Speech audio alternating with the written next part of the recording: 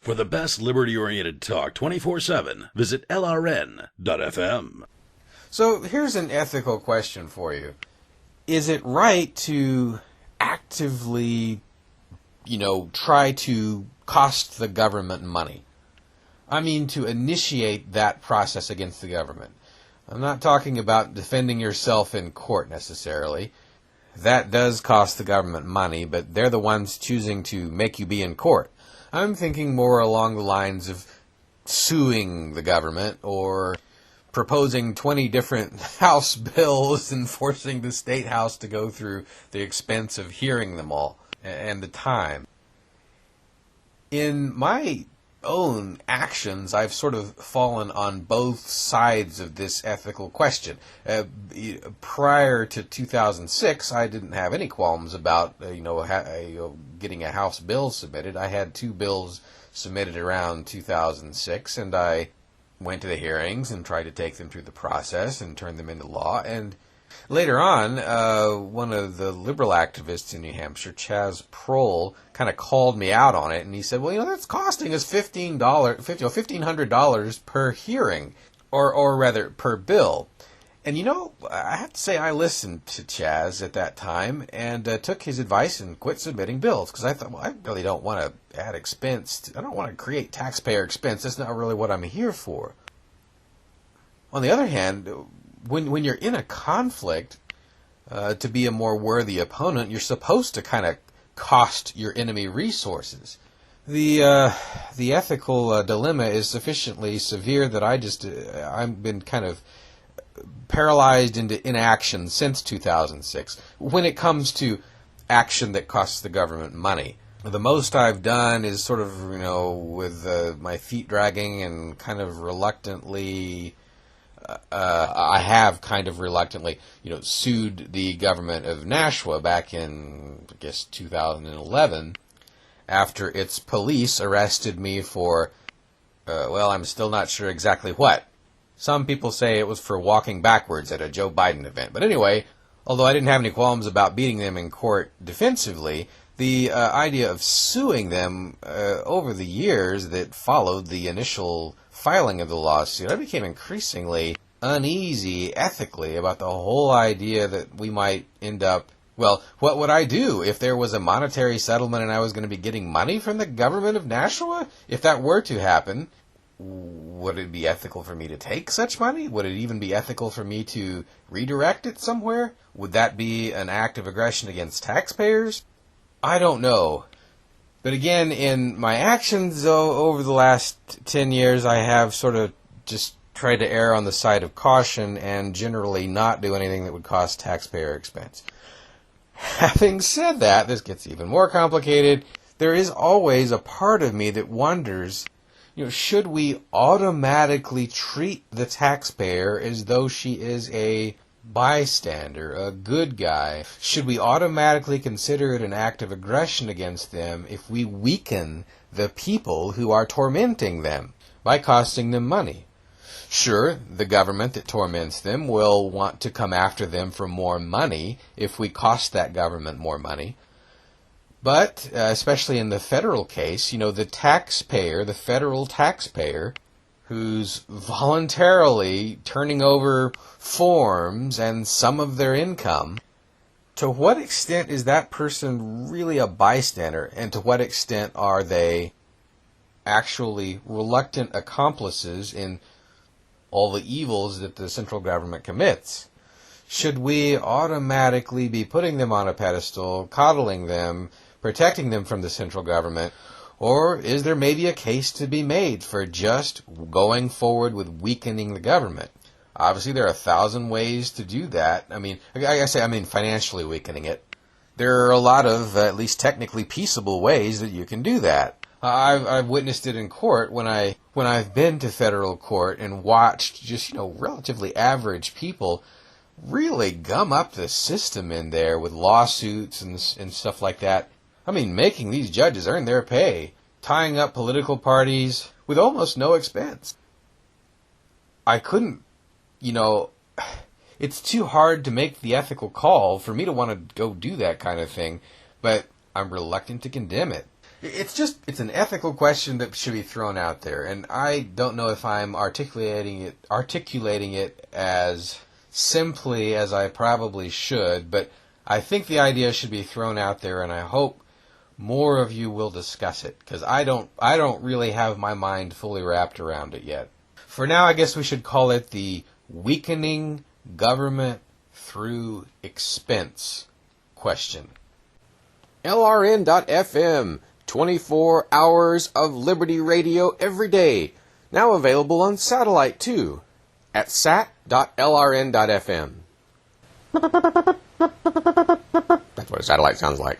Put it on your unlicensed station. Wear it in your hair. But above all, don't despair. The Liberty message is getting out. And right now, you're missing it. Or maybe you're not. But skip on over to LRN.FM.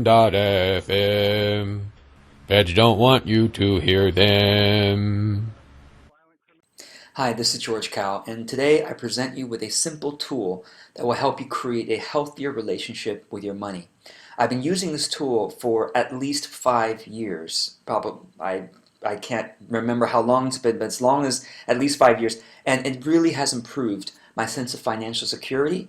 And having greater sense of financial security has given me more creativity and courage in my business. And I think it'll really help you to have a less anxiety and greater sense of control over your money as well. So let's get going. And this tool is free, and I'll show you how to get to it later. So this tool works best if you have a separate savings account. Okay. So first thing you do is you come into this tool and you fill out your goal amounts for whatever categories you want to fill out. So I don't have any children at this time, so I wouldn't put anything there, but I do have pets. So let's say, and these are kind of emergencies, so if something happens and you don't have insurance to cover it, what would you like to have an amount in there? I have pet health insurance, but there is a deductible, and I think the deductible is something like, $500 or something like that. So I'm just going to put $500, okay, as the goal amount. Dental emergency, depending on what you think yours might be, but I think, let's say, $1,000 would be safe for that. Car emergency, so I don't actually need a car for my work, but if you do, and if your car breaks down, you need to fix it, do you have money set aside for that? It's really nice when you do. So let's just say $1,000 as well. Computer tech appliances, so if your computer breaks down, for me, for example, my computer is incredibly important for my day-to-day work. And so if my computer breaks down, I need to fix it or buy a new one. I need to have money set aside for that. And so I'm just going to say $1,500 there. Vacation. It's really important to take vacations on a regular basis for your own sanity, renewal, not burning out, creativity, etc., etc. Vacations don't have to be expensive.